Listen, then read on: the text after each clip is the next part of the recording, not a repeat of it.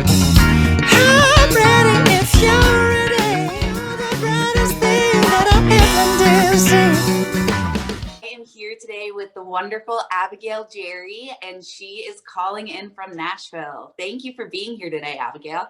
Thanks for having me. This is awesome. Of course, of course. So, Abigail, you are a musician and you have released multiple songs this past year. I believe that you had Bad Girl and you have, now I'm like drawing blanks on all of these things, but Mind. You have Yeah, Mind. Mind was my Mind latest. is such a bop. I was like just showering before and it was just on like loop while I was in the shower. Thank you. I'm actually, that's like, I mean, I'm proud of all of my songs, but that's like the first song that I'm like, I don't even have any shame to say, yes, I love this song and it's mine because I love it so much. And I'm so happy that I released that. And yeah, I love it. It's so good, and I really like. I can't wait for it to catch on because I can picture being like out and hearing that. You know what I mean? Like Thank you. even in the grocery store while you're like getting your, you know. Yeah, I can't wait either. And you never know, how it's gonna happen. You can't say like, oh, this is how I'm gonna do it, or this is. I mean, you have multiple ways, but you never know. You never really don't. It just takes the one person to hear. You know, it just takes that one time and the right time, right place. But so, what is your writing process? Do you write all the music yourself? So I have different writing processes. Pretty much every song has like a different writing process. I do co-writes. But with Mind, first specifically for Mind, I just had a hook in my head on the way to the studio. I knew that my producer and I were going to write a song that day for, to release next. And I just came up with this hook in my head. It just came to me. I don't mind, And yeah, from there, I went in and he kind of like came up with a little bit of a beat, wasn't the full, production yet. And we wrote to that and yeah. I mean, it came out wonderfully, and I love that. Like, it has the cell phone beep in there. But I have a story about that. Yeah, I want to know because it's so catchy. And at first, the first time I heard it, I was like, "Wait, is that my phone going off?" But then I was like, "My phone can't be doing that in the middle while the song's playing. What is going on?" And I was like, "This is so good. It's so good." Thank you. I mean, I have an amazing producer too, so he helps out a lot. But yeah, I so with the cell phone beep, actually I was downstairs because at his old studio I would record downstairs and he would be upstairs, controls. And I was downstairs recording and his phone went off. Like at that time in the song, his phone went off. And I was like, oh, come on, Michael. But then I was like, wait. That actually works because it says with no days off, and then his phone beeped. Yeah. So, and then I was like, we should try it. And then he was like, okay, let's try it. And we tried like one beep. And then he's like, okay, I'm going to this might be kind of crazy, but this might be a lot, but here it is. And then it was like, ding, ding, ding, ding, ding. And I was like, that's actually good. So thank God his phone went off because it's kind of right. Cool. That was like a happy accident. Yeah, definitely. And it worked. It's so crazy that it was in that spot that it went off, Yeah, because otherwise that probably wouldn't have even manifested in your brain to turn it into something, but it was perfect timing. So that's so fun. So Abigail, you're originally from Pennsylvania, Pittsburgh, right? Yeah, Pittsburgh, PA, Steelers. Nice. So my cousin and his wife live in Pittsburgh. They live in Dormont. That's where I'm from. Oh, really? I'm from Dormont. That's so funny. Yeah. That's hilarious. I can't think of the name of their street right now, but I'll send it to you later. But that's so funny. Yeah. I love Pittsburgh. So I think if people haven't visited or been to Pittsburgh, they have no idea the magic that like is in that city, and even like Carson Street, right? Yeah, Carson Street. Yeah. So do you have a favorite place that when you're back in Pittsburgh that you enjoy playing at? Oh man, I used to play at this spot called the Beehive. It's not the Beehive anymore, but right off the top of my head, like yeah, I used to be a shot girl at the Rowdy Bucks next door to it, and then I would perform at the Beehive. I don't know. I performed at the Rex Theater, Smiling Moose. That's all on East Carson Street. So I don't know. It's hard to pick one, you know. Yeah, yeah, I'm sure. So what's your transition from going from the Pittsburgh music scene to now being in Nashville? And I know it's got to be, well, you've been there for a few years now, Yeah, like two so and a half. you had the experience before quarantine. But I know like this quarantine mess is like totally messed up everybody's music industry. Yeah. But what was that like going from Pittsburgh to Nashville, music wise?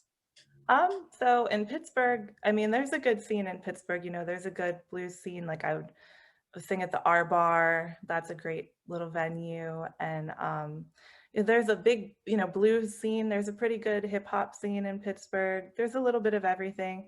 But in Nashville, it is mostly country. So being a pop artist, it's like you have to find the pop artists. Yeah. Write with. I love writing with country artists too, but of course you have to find, your people too. Yeah. I don't know. Everybody in Nashville, I think the biggest transition really is just that when you go out to a restaurant, when you can go out to a restaurant, the person in front of you, the person behind you, the person beside you, like they're all talking about their releases and their tour dates and everything, obviously like it's not really like that in Pittsburgh. So when I go back Right. home, when I visit back home, I'm like, it's so weird that not everybody around me is talking about music. Like kind of a nice little break, Yeah. get a little diversity, but like I would say that would be the biggest difference is just Yeah. that so many people, in But Nashville. that's so cool because then you're constantly surrounded by other musicians and you can collaborate and like, meet new people that are working on their pop sounds in Nashville too. So have you worked with anyone in particular there that like stands out in your head that you just love to collaborate with again? So I actually came to a songwriting retreat down here. That's why I came down here in the first place for the Judy Stakey songwriting retreat. So Abigail Johnson lives here, and she's a really great writer. She wrote Lighter with me with Amber also. But Amber doesn't live here. But Abigail Johnson, I love collaborating with her. So Oh, yeah. fun. So do you play the guitar yourself and how long have you been playing? So I have played on and off for a while, probably like 8 years on and off. I need to get more on that, but yeah, I do play out. I do play, for myself. I'd rather have somebody else play just because I can Uh-huh. be more animated, like On stage, yeah. more, but I can play for myself too. So Fun. Yeah, because I love your picture that you have for mind with the guitar and all the colors you're wearing. It's a great shot. thank you so much. Yeah, that was Yeah, Al Reed up in Pittsburgh. That's one of my, awesome photographers. He did that. cool. Yeah. Nice. So, who would you say your musical influences are? Like growing up that you were like, this is my jam. I want to be this person or I want to play next to this person. Who really inspired your music? Well, one of the firsts would be Cyndi Lauper. I love that. Girls Yeah. just want to have fun. Yeah. Time after time, I would like listen to over and over. I would watch the music video over and over. Like I told my dad again, again, again in our living room. Five. I Um, love that. my dad introduced me to like Aerosmith and Journey. When I was in preschool, I was 4. I sang "Crying" by Aerosmith for my preschool show and tell. So, and then Is there a video of this? I don't think there is. Oh I man. know, because I That was is, in school, I don't think anybody videoed the show and tell. yeah.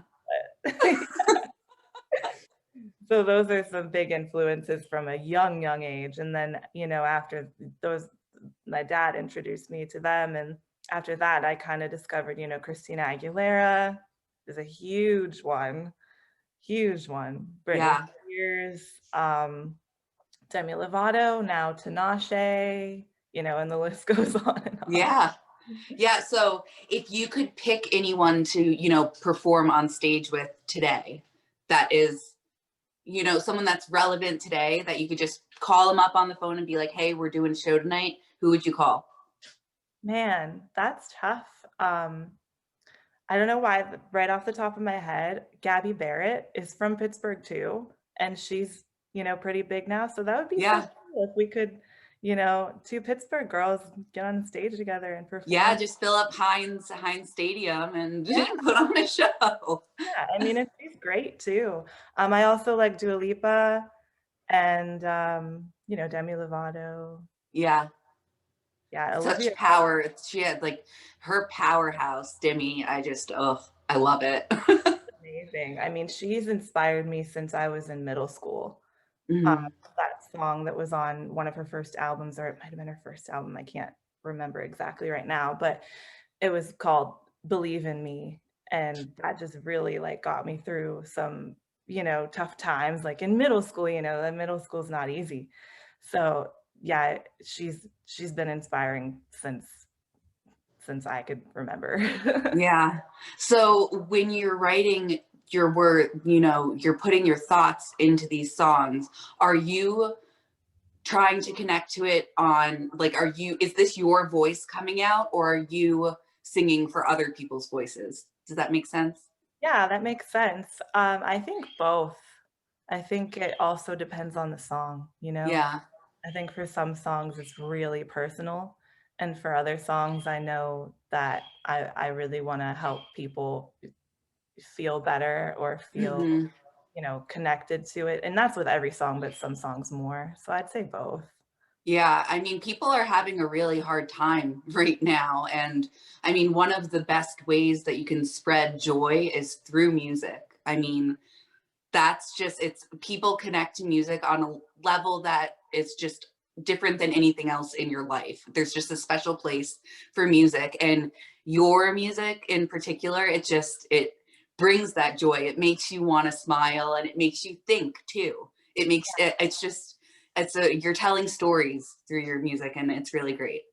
Thank you. Yeah, You're it's welcome. songs about, you know, about my friends and about my, you know, brothers or families, like, you know, what they're going through. So yeah, it depends on the song. Sometimes it's actually not even about me, it's about somebody else, but it affects me.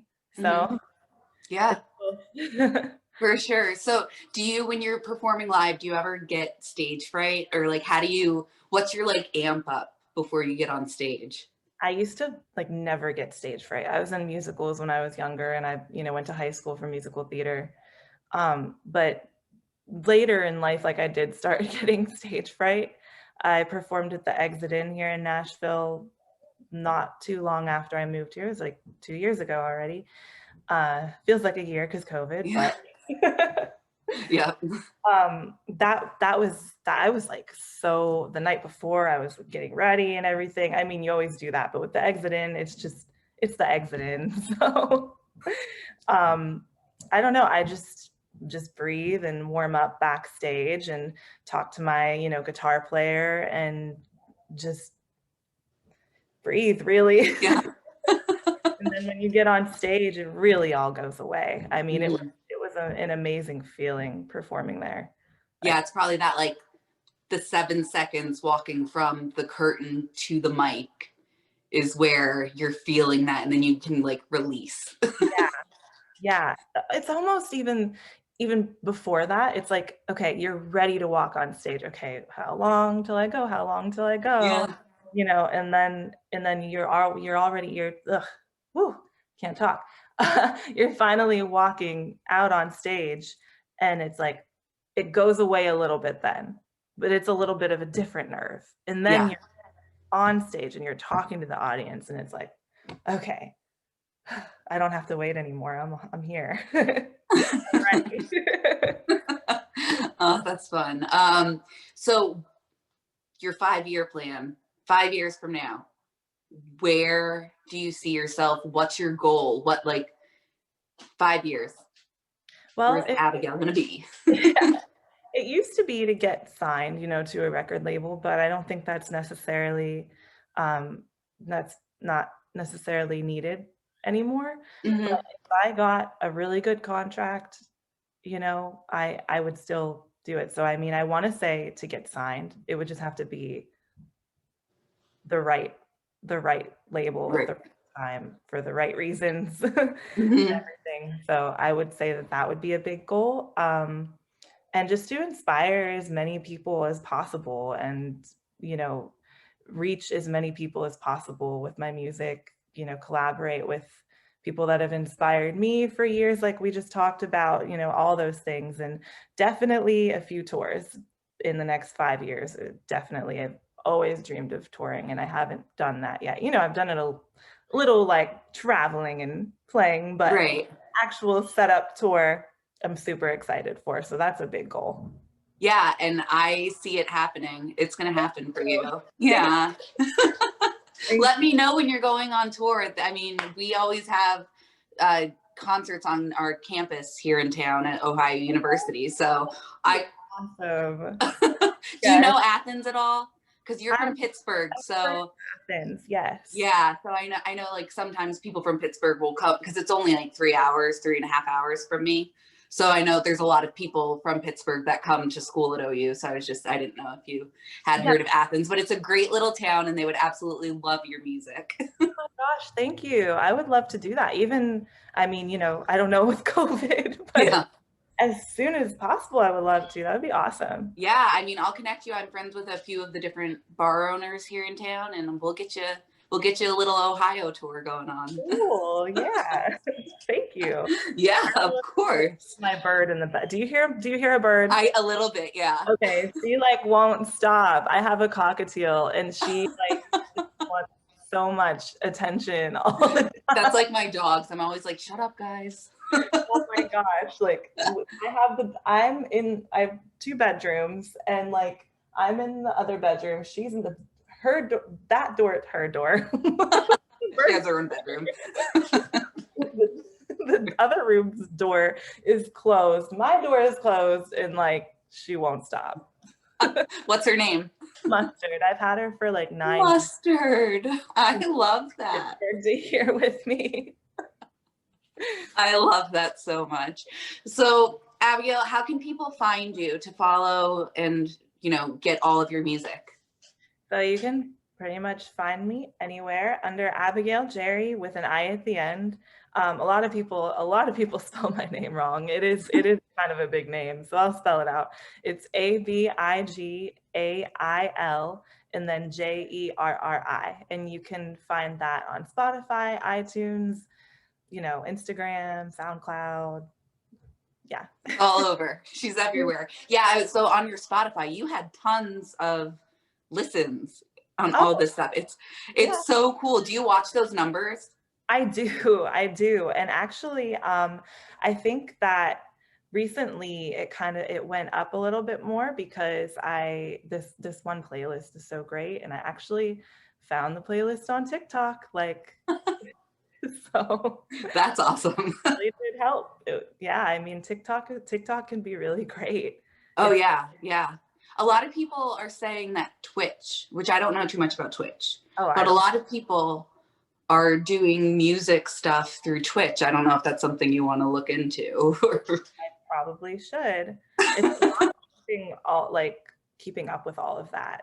Oh yeah, everything's changing so quickly too with like technology, and I feel like a senior citizen when I say that, but like I'm at the point where like I'm feeling like my mom, that like technology is going faster than I can keep up with it. It really is though, and I mean, like, I'm a millennial, so I mean, people don't talk about millennials as much now as they talk about Gen Z because they're, and I'm right on the edge of millennial because I just found out that it was 1996 and up is Gen Z.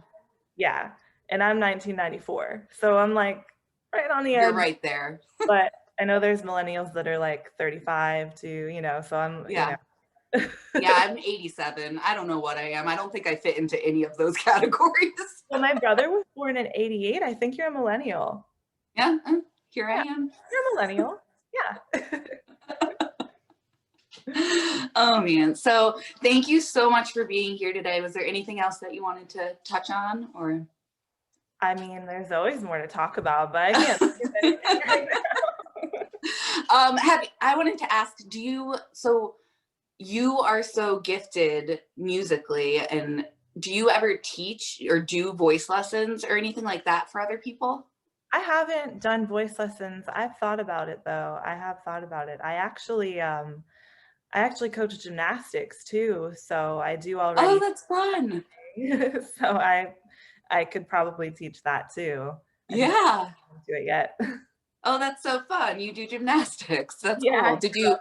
Did you grow up doing gymnastics? yeah, I competed. I started gymnastics when I was like 2.5, 3, because I would like hang off the dining room table. Like, okay, and I would like walk on like curbs of like the parking lot. Yeah. My parents were like, okay, we have to, we have to get her in. So, I started when I was like 3, and I started competing when I was like 7, or 8, because you couldn't compete until you were 8 at that gym. I can't remember, but yeah, 8. And yeah, I did it for a few years. I think I stopped when I was like 11, and then I went back and I was 14, and now I coach. So That's super cool. You're multifaceted. it's fun. Woman in many hats.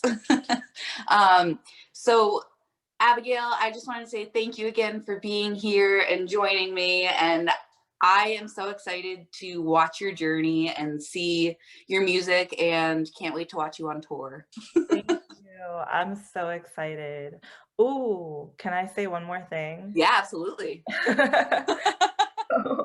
I don't know if you're into like manifesting stuff at all. 1,000,000%, especially this year. That's what this whole thing, this whole magazine, yes. So go ahead. Okay. So I was in Pittsburgh over the summer, right? And I was watching a couple YouTube videos on manifesting and stuff, and how, journaling. Obviously, like I journal anyway because I write, but Yeah. just journaling and writing things down as if you already have them. And like, Mhm. I'm so grateful that I went on this tour, and I wrote down the night before and in the morning, I'm so grateful, something like, I'm so grateful that I have my tour bus and it has a pink stripe on it. And we had so much fun and the crowd was great and whatever I wrote, but the pink stripe, okay. Then I woke up, wrote that down, went with my dad to go somewhere. And we see my dad and I, there's like a couple houses down from us, there's somebody that has a pink Mustang convertible, and I see it here and there. Like, I want that pink. And Yeah. and I talked to him about manifesting, and he's like, well, manifest it. And I was like, well, I mean, I want a pink car, but I'd rather have like a pink tour bus. Yeah. Like a pink stripe. Like, so I just wrote it down. Then I just said it again to my dad. And then like 10 minutes later, I see a van. It's not a tour bus, but Yeah. like an SUV. Mhm. And it has like 2 hot pink stripes, like from the front to the back. I just got chills. I just thought that was so great. Like, so I took a picture, and Yeah. that's the day of. I mean, obviously, like that wasn't my tour bus or anything, but It's see like you're putting it out there. yeah, and it was Yeah. parked, so it wasn't moving. It was parked. It was like there, It's there waiting for you, and it's going to be yours. Yeah. Oh, that is so cool. I love that stuff so I need much. to do it more because obviously it does work. It does work. You should watch, maybe you already have, but do you know about The Secret? Yeah, I didn't get through the whole thing, but I watched most of it. Yeah, it has a lot to do with like the manifesting and all of that, and just, you see it and then it's going to be there. And I truly believe that. I think it's kind of sad the way that we're kind of conditioned to put limits on ourselves. And I don't know why. I don't know how that started. I don't know why, but we really are capable of doing anything you want. And I'm so pissed off that it took me 31 years to figure that out. But like, it's true. Like, the sky's the limit. There, like, seriously. It really is. And I, I have to remind myself of that all the time. Mhm. Sometimes it's like, can you really just like think of these things? I mean, you have to work for them too. Yeah. Sit there, but you have to go out and take a car ride and Mhm. see it. Yeah. But it's just, it really is crazy because it does work. Yeah, and I hope more people start to realize that, because I think that there's a difference between happiness and joy. And like, happiness is like an in the moment feeling, but like joy is sustainable. And like, once you realize that like you can make your dreams come true, as corny as that sounds, once you realize you can do that, like, you find the joy and it changes your life. It really does. So I'm happy that you found that too. And You too. that's super cool. Yeah. We're doing this. We're doing it. 2021. Yeah, I always felt like 2021 was going to be a big year for me. I don't know why. But I mean, I'm born on the 21st, and it's like 21 is supposed to be your golden year. Yeah. So I always thought when I was 21 that was like my golden year, but I think the year 2021, and I didn't even know that, but when I was like 22, 23, I always like, okay, I wanted the car volume on like 27. That felt good. And I was like, Yeah. 27 for some reason feels like it's going to be good. My birthday's in a week. And happy birthday. Thank you. I'll be 27. And I didn't even realize that I was going to be 27 in 2021. But for some reason, I just felt like that was going to be a good year. Yeah. So it's like, those numbers always mean something. I'm a huge number follower. Like, I have to stop the microwave when it gets to 37 seconds. Don't ask me why. It's just like, that 37 is a huge number for me. It's 37 and 311 are my two numbers that just always, they'll follow me ever since I cared for my gran right before she passed away. And that number just started coming out to me like during that time. And ever since she's passed, I see it multiple times a day. And I'm not talking about like on the clock, right? Like, I'll see it that like on a billboard, it'll just say 311 for what reason, who knows? I don't know, but every single day I've seen it, and it's just, I believe in all of this, and it's just, I don't know. I like talking about it. It's nice. Me too. I could tell you another story if you want. Yeah, go. Seriously, I'm here. I love girl talk. So I have this my jacket, but I have this 25 on my Okay. Yeah. So my best friend, Liz, since kindergarten, we've been best friends since kindergarten, since we were 5, and now her kid is like 7 or 8, so it's crazy. Like, wait, what? But so she came down to Nashville for my 25th birthday, and I have a boyfriend. His name's Matt. He plays saxophone. And we were all gonna do something for my birthday. She's coming down.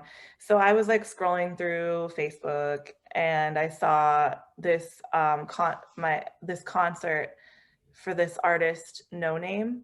I don't know if you've heard of her. I haven't heard of them, but I hadn't heard of her either at the time, but it just popped up as an ad. And just so happens that the concert is on my birthday in Nashville, and her album is called Room 25. On my 25th birthday. So my best friend is here. I'm like, okay, everybody, this is what we're doing for my birthday. Yeah, absolutely. I mean, I don't even know this person, but this is what I looked her up, and she's great. Yeah. Even if she wasn't good, I think I would still go. You had to go. You were supposed to go. Yeah. So we went, so Liz was talking about how we should get matching tattoos like a couple days before that, like right when we came down. And I was like, yeah, because we've known each other forever. Like, yeah, let's do it. We don't know what we're gonna get, but something. So we go to this concert, and at the concert, she was like, we should get 25, like matching tattoos, right? It gets better. Like, just wait. I'm so excited. Yeah, he was done yet. So we get her favorite color is blue, mine's pink. So we get, you know, blue and pink behind the 25. So we go to the tattoo place. The concert was great. It was amazing. Like a day or two later, we go to the tattoo place and we she like almost backs out. Like I was already getting tattooed. And she was like, And she was like, I don't know. She almost like rolled off the table. Like wasn't gonna. I'm like, Liz, you're doing it. I mean, I'm doing it. So lay down. So she got it done. And afterwards, we were in my car driving to wherever else afterwards. And she was like, yeah, I think I might have been a little scared because like, you know, she got hers on her ribs and I got mine on my wrist. Which, that makes sense. Ribs hurts more. But also, she said, this is only my second tattoo. And then I was like, yeah, I guess that makes sense because I do have a little more tattoos. I have like 1, 2, 3, 4. Oh, this is my 5th tattoo. And I was like, wait, it's your 2nd and my 5th, and we just got matching 2, 5 tattoos. So yeah. And I didn't even see that coming. I didn't even see any of this coming. The 5, the matching tattoo with the 2, 5, like I didn't. It's all full circle. Well, that's like almost like so my husband and I, we got married in 2015 and we decided that we weren't going to take a honeymoon. We were going to use whatever money we got we're renovating our house. And we were just like, whatever, like it sucks, but we'll go on a trip for our like 5-year anniversary or 10-year, whatever. Then, so I'm a huge Incubus, the band. I love Incubus, and my husband loves Metallica. And like 2 months before our wedding, I got an email from like the Incubus, like random like links about like their tour updates or whatever. They were going to be on tour with Metallica the weekend after our wedding in Munich, Germany at the Olympic Stadium. And so we were like, okay, we were going to use this house. We were going to use the money towards the house, but like, what are the odds that like both of us, like those are 2 random bands. You would never see them at like a concert together. Right. And I've always like wanted to go to Germany and just to like see all the different places in Europe. So like, it timing wise, I was like, no way that this is happening. And then we end up like, we're doing this, we buy the tickets, we're going. And my aunt works for American Airlines. So she surprises us with plane tickets to get there as like our wedding gift. Right. So we're flying standby. Because it's through like my aunt. That's like how it works or whatever. Yeah. So we have to fly into Philadelphia first. We miss an entire day of the honeymoon because we couldn't get on a plane. We're waiting at the airport. And then, so we're literally there for 24 hours at the airport. Gosh. And this plane, it was the last chance of the day. It was the last plane going to Munich of the day. And it looks so full. And I'm like, we're going to miss our 2nd day. And we're just living in the purgatory that is Philadelphia airport. Mm-hmm. And so the guy comes over the loudspeaker and he was like, we need the newlywed couple, Mr. and Mrs. Nicholas Poindexter. That's my husband's last name. I didn't change the last name. But so he gets over there and he was like, I need the newlywed couple to come to the stand. We have 2 first-class spots available on this flight. So I start like I'm just, you know, I already missed a day of the honeymoon that was like sad or whatever, but I'm just sitting there and I start bawling, crying because I'm exhausted, I'm tired. And everybody at the airport starts like clapping that we got like upgraded to this like first row. And me and my husband are so simple. Like we would never in a million years fly that. But I'm just like, like everything was meant to be for this, like from the concert happening right afterwards to like getting this upgrade where like we would never in a million years do this. And it's just like sometimes things just happen the way that they're supposed to. That's awesome. Yeah. And then so we went to Munich for a week and then we took a train from Munich to Rome So like through the Alps to Rome for a week, and we stayed in Rome, and like we weren't going to take a honeymoon at all, and like it's just amazing what can It's just like all come together. the universe was telling you, no, you need to take a honeymoon, and Yeah. like it's gonna be amazing. Yeah, and now like our house still isn't finished like 6 years later, but like who cares? You're always gonna remember that. So. Exactly. Oh, because I walked down the aisle I surprised my husband. My best friend plays, he's in a band, and so he plays guitar and he sings. And so I surprised my husband. I walked down the aisle to Nothing Else Matters by Metallica. And he had no idea. So like all of this stuff was happening. And then so we're at this concert. They don't play Nothing Else Matters. And I was like, oh, I was sad because I was like, that's the song I just walked down the aisle. We're on our honeymoon. I just want to hear this one song. And they come back out for the second encore and they play Nothing Else Matters. And that's how they close out the night. And it's another moment that I'm just like, yeah, that is like, yeah, that's meant to be. It's magical. I don't know. Just these like little things that come together. It's beautiful. And I'm sorry for rambling. Oh no, it's okay. I feel like I've been rambling. Like I tell stories not enough sometimes. So. Oh no, I'm like you just gotta keep up. Yeah. Well, Abigail, I hope you have a great rest of your day, and thank you so much for joining me. And I think we should chat again sometime because this was fun. Yeah, I think so too. Anytime.